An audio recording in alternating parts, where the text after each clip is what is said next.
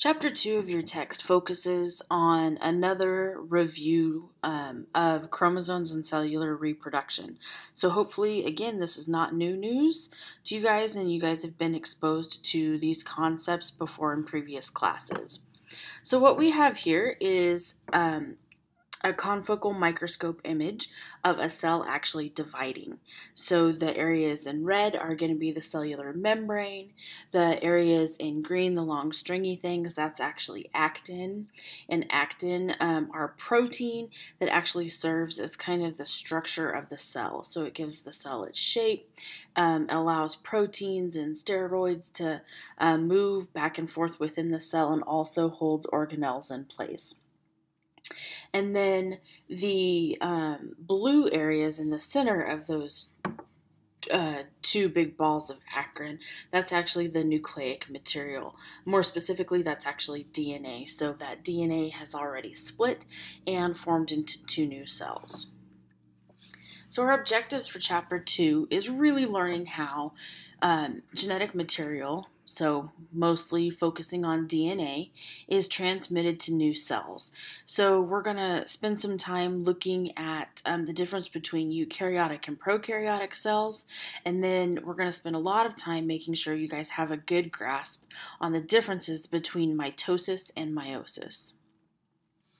Prokaryotic cells are very simplistic cells, like we talked about in Chapter 1. So they're unicellular, meaning that they're single cells, and they're very simple in their structure. They only have a cell wall, plasma membrane, some ribosomes, and then the DNA.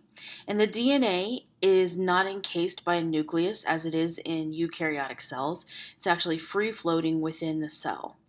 So these prokaryotic structures tend to be how bacteria are replicated, and as well as some viruses and some protozoas as well.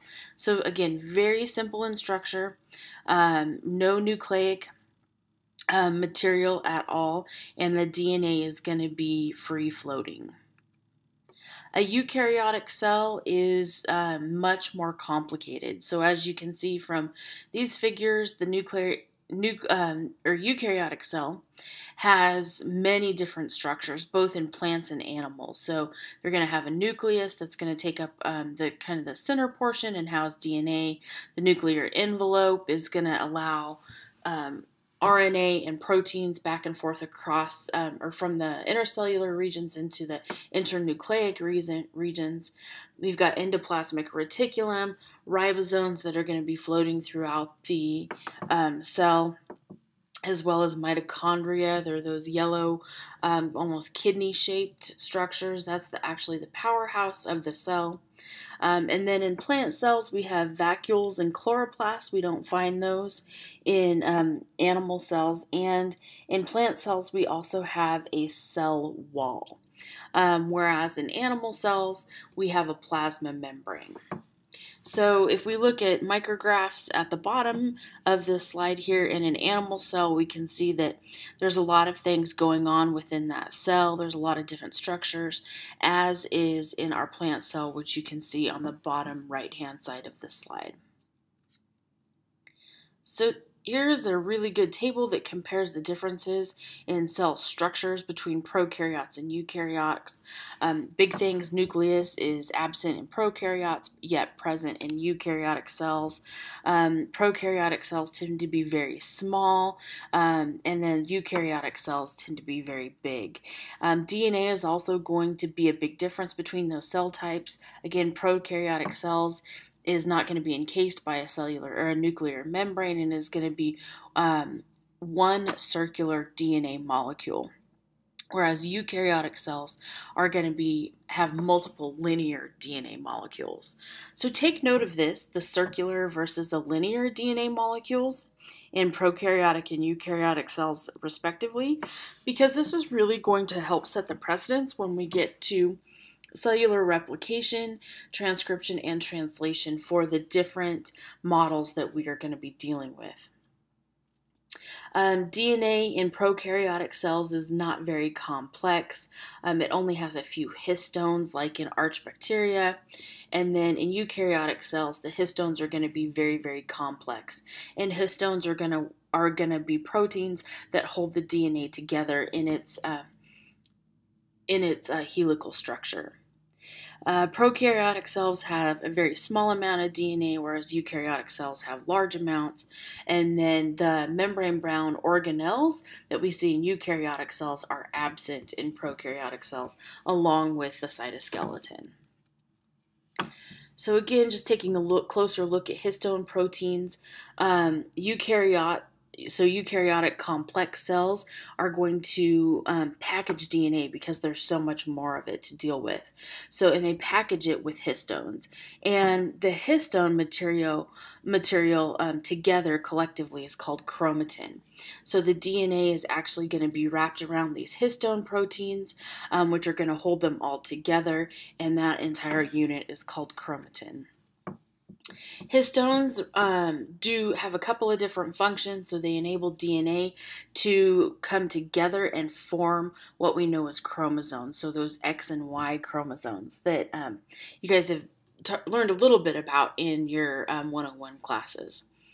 Histones are also going to limit the access of enzymes and other proteins to access the DNA, because that's a highly, highly regulated system. So we don't need extra proteins degrading DNA, so it can't replicate or it can't turn genes on. And you also need high amounts of regulation so that you don't have genes replicating beyond control like we get in tumors and other cancers. And finally, histones are going to enable DNA to separate, and this separation is going to become very important for turning on or turning off a gene. So a gene can be turned on when the histones disassociate from one another to allow for mRNA to be produced, or it can actually be turned off when the histones reassociate with one another. Prokaryotes, again, just looking a little bit deeper, their DNA, again, is going to be a single strand of DNA. It's circular, and it's going to have, prokaryotic cells are also going to have extra chromosomal DNA. So they're going to be in the form of plasmids, and that circular DNA is only going to have a few genes associated with it. It's not like complex eukaryotic cells where we have 35,000 genes.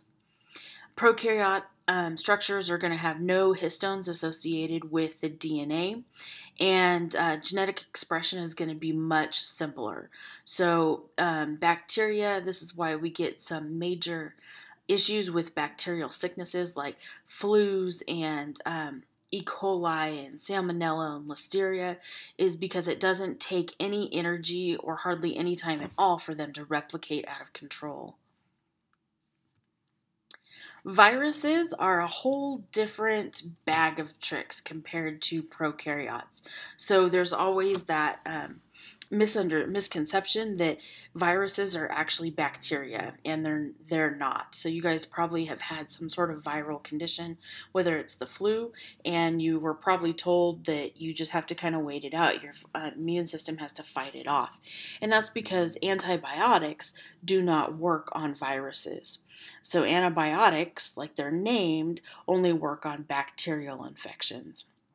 So when we look at viruses a little more in-depthly, these structures are actually not cells at all. Viruses are a primitive life form, and they can only reproduce as long as they have a host. So as long as that viral vector is contained within a host cell, like our bodies when we get sick, then that's how they can replicate and make our body or make us get much more sicker. So viruses are kind of canny little things because they have evolved after cells were after cells became active in the evolutionary process.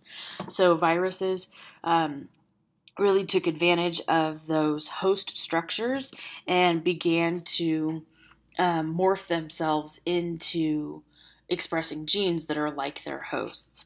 So here we can see a micrograph of viruses. If you look at just the internal structures here, you can see that there's lots of these little virus structures, but there's nothing inside them that signifies a nucleus or DNA or actin or anything holding that together. So viruses are they travel very, very light, so it doesn't take hardly anything at all for them to be picked up by a new organism and hosted. They have no ribosomes, no endoplasmic reticulum or mitochondria, so they don't need constant energy produced by themselves to keep functioning and survive. They're going to use those resources from its host. Viruses only need DNA. Or viruses are just made up of DNA or RNA. So they actually do have nucleic structures, and that's going to be protected by a protein coat. And viruses are really not evolutionarily distinct. They possess genes much like their host because they have to be seen as a common DNA structure to get into the body before they can begin to replicate and take over. All right, so let's just end very quickly with the three major steps of cell reproduction now that we know the difference between eukaryotic and prokaryotic cells. So cell reproduction is going to be successful if and only if the following three steps take place. The genetic information is copied. That copied information is then separated from one another, and then the cell actually has to divide and form two separate cells. So we're just going to end with this and pick up in part 2 with the rest of the cell reproduction lecture.